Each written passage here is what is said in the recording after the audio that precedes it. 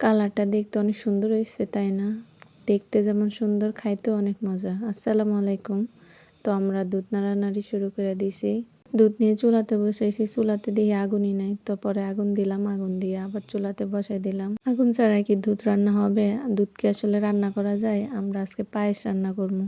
পায়েসটা আমার শাশুড়ি আম্মা রান্না করতেছে, তো তার জন্য সাবু দিয়ে দিছি আমারে। আমি সাবুগুলো একদম পরিষ্কার করে ধুয়ে নিয়ে আসবো। সাবুগুলো ধুইতে মজাই লাগে। সাবুগুলো ধোয়ার পর আমি একদম নিয়ে দুধের মধ্যে দিয়ে দিব। দিয়ে দিলে একটু ফুটতে সময় লাগে নাকি, সাবুটা চিনির আগে দিতে হয়, বা খেজুর, যেটা খেজুরের গুড়, চিনি বা খেজুরের গুড় যেটা দিয়ে রান্না করা হয়, তার আগে সাবুটা দিতে হয়। সাবুটা ফুটে গেলে তারপরে এগুলা দেয়।